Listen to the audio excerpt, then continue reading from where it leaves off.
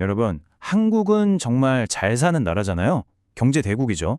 근데 왜 이렇게 많은 사람들이 살기 힘들다고 말하는 걸까요?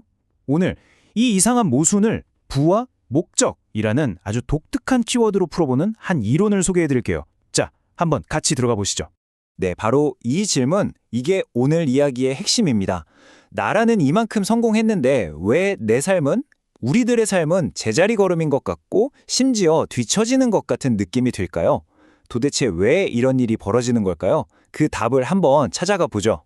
자, 이 이론을 제대로 이해하려면요, 먼저 이 이론이 대체 어떤 문제를 풀려고 하는지부터 알아봐야겠죠. 바로 한국 경제가 가진 그 역설적인 상황부터 짚어보겠습니다. 생각해보세요. 1960년대 세계에서 가장 가난한 나라 중 하나였잖아요, 우리가. 그랬던 한국이 지금은 와, 세계적인 수출 강국이 됐습니다. 이건 정말 기적이라고밖에 할 수 없죠. 그런데 말이죠. 이 이론은 바로 여기서 아주 근본적인 질문을 딱 던집니다. 나라는 이렇게 부자가 됐는데 왜 우리 같은 보통 사람들의 삶은 점점 더 팍팍해지는 걸까 하고 말이죠. 이 복잡해 보이는 현상을 설명하기 위해서 이 이론을 제시한 분이 정말 기가 막힌 비유를 하나 들어요. 아주 단순한데 듣고 나면 아 하고 무릎을 탁 치게 될지도 모릅니다. 그건 바로 가족 이야기예요.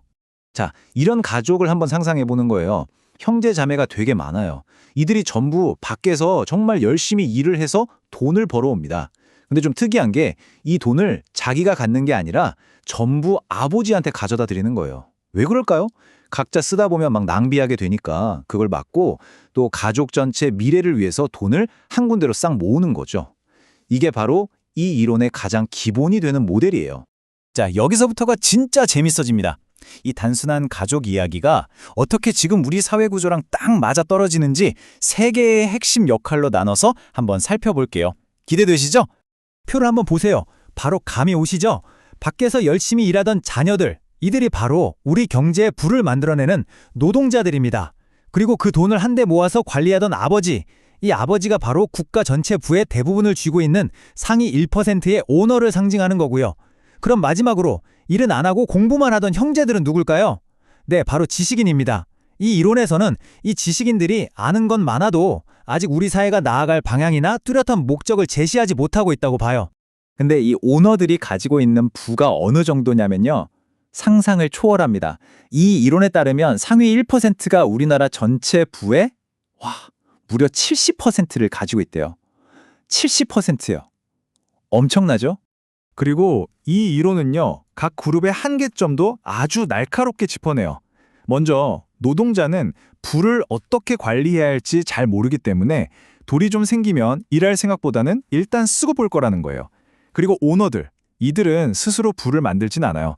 하지만 어떤 자연의 법칙에 따라서 그 부를 잘 모으고 지키는 역할을 부여받았다는 거죠.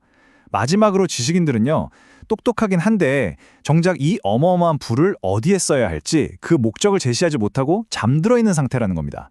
결국 이 세 그룹이 서로 맞물려서 꼼짝도 못하는 지금의 이 교착 상태를 만들고 있다는 게 이 이론의 핵심 진단입니다. 아니, 그러면 이 답답한 상황이 왜 안 깨지는 걸까요? 여기서 진짜 놀라운 주장이 나옵니다. 이 상황이 단순히 부자들이 욕심이 많아서 그런 게 아니라는 거예요. 오히려 국가가 망하지 않도록 부를 안전하게 보관하고 있는 필연적인 상태라는 거죠.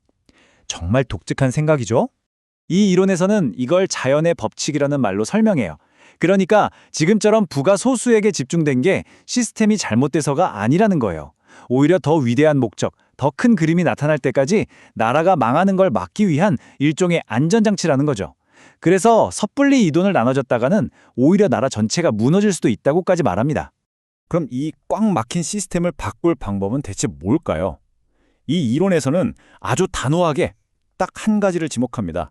이 단단한 시스템을 깰 수 있는 유일한 열쇠는 바로 지식인들이 깨어나는 것뿐이라고요. 자, 그럼 깨어난다는 건 대체 뭘 의미하는 걸까요?